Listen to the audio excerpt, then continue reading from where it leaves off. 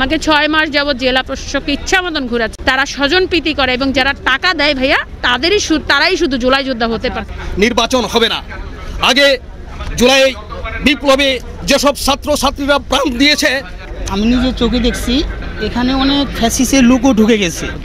আসলে ওরা প্রকৃত জুলাই যোদ্ধা না। দেখেন কোনো উপদেষ্টার পক্ষ হয়ে জুলাই যোদ্ধা হয়েছে কিনা, দেখেন কোনো সমন্বয়কের আত্মীয় স্বজন কিনা। আসলে এরা আমাদের প্রকৃত জুলাই যোদ্ধা না। প্রকৃত জুলাই যোদ্ধা কখনোই মারামারি করবে না। আমি তো আহত যোদ্ধা ছিলাম, আমার তো এখন পর্যন্ত তালিকাই হয় না। আমাকে 6 মাস যাবত জেলা প্রশাসক ইচ্ছা মতন ঘুরাচ্ছে। সিভিল সার্জন মুক্তিযোদ্ধা মান 6 মাস আমার নষ্ট করে ফেলছে।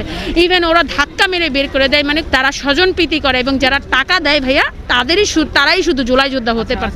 এখানে আসছি জুলাই সনদের কথা শোনার জন্য, সনদে কি কি উপকরণ আছে সেটা জানার জন্য, দেখার জন্য।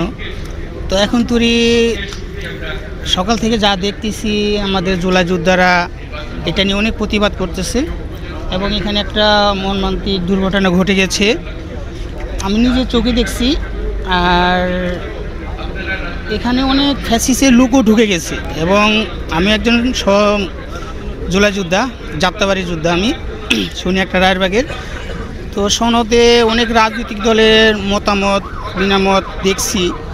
তো এখন তুই আমি কিছুই বলতে পারতেছি না সনদে কী ব্যাপার, কি আছে, কি কোথায়, এখন তো কিছুই জানি না। নির্বাচন হবে না। আগে জুলাই বিপ্লবে যেসব ছাত্রছাত্রীরা প্রাণ দিয়েছে এবং স্বৈরাচার শেখ হাসিনা এদেশ থেকে বিতাড়িত করেছে, সেই স্বৈরাচার শেখ হাসিনার যে বিচার হবে তার সুস্পষ্ট কোনো দলিল নেই। আইনি ভিত্তি করে সংবিধানের অন্তর্ভুক্ত করে সেই জুলাই যোদ্ধাদেরকে সাময়িকভাবে কিছু উপকটন, কিছু উৎসব ভাতা যাতে এরা পেতে পারে সেটার আশ্বাস দিতে হবে। এদেশের জনগণ জুলাই বিপ্লবে যেসব লোক প্রাণ দিয়েছে সেই সব জুলাই যোদ্ধাদের চাওয়া পাওয়াকে প্রাধান্য দিয়ে নির্বাচনের দিকে অগ্রসর হতে হবে। প্রকৃত জুলাই যোদ্ধারা এইভাবে মারামারি হানাহানি করে না।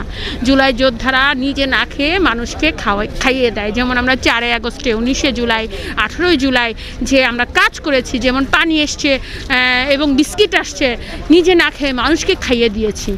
আমার মনে হচ্ছে বহিরাগত আওয়ামীপন্থী হবে আমাদের দেশটাকে মানে মানে মানে দেশের ক্ষতির জন্য, দশের ক্ষতির জন্য, জাতির ক্ষতির জন্য তারা এইভাবে জানে কোনো ক্ষতি হতে পারে, এইটাই হয়তো বহিরাগত হতে পারে। অথবা কোনো মানে যারা বলতেছেন জুলাই যোদ্ধা, তারা হয়তো কোনো আওয়ামী জুলাই যোদ্ধা আছে কি না সেটাও দেখতে হবে। কারণ আমরা তো সবাই আহত হয়েছিলাম, আওয়ামী লীগেরও তো আহত। এখন তো সবাই তো আর সিল মারা নাই, তারাও তো জুলাই যোদ্ধা হয়ে যেতে পারে। এখন তারাই আবার ঘটনা ঘটাইছে কিনা এটা তো আল্লাহ পাক ভালো জানে। এখন আমি যদি দেখতাম বা আমার এলাকার থাকতো তাহলে আমি বুঝতাম এই তো এত বদমাইশ, এ তো ভালো মানুষ না। আমরা কখনো চিন্তাও করি নাই যে আমরা এই দিনটা উপস্থিত হতে পারবো। কারণ বিগত 17 বছরে যে ধরনের সমস্যা ছিল, তারপরে জুলাই আন্দোলন, এরপরে হলো অনেক বাধা বিপত্তি আসছিল এই জুলাই সনদ যাতে ঘোষণা না হয়। কিন্তু সেখান থেকে সব বাধা অতিক্রম করে আজকে আমাদের এই কাঙ্ক্ষিত দিনটি আমরা পেয়েছি। আজকের এই ঐতিহাসিক অনুষ্ঠানে আসতে পারে আমি নিজেকে গর্বিত মনে করছি। এটা একটা বাংলাদেশের ইতিহাস, যেটা গত 53 বছরে হাজারো মানুষের রক্ত দিয়ে তাদের যে আদায় অধিকার সেগুলো পায় নাই। এই 1 বছরে আমাদের সেই সরকার, এখন অন্তর্বর্তীকালী সরকার, এই জিনিসটা ঐকমত্য কমিশন করে সবার চাহিদাটা মানে এটা পূরণ করবে। আমরা চাই একটা ন্যায়ভিত্তিক সমাজ বাংলাদেশ গড়ে উঠুক, এটাই আমাদের চাওয়া।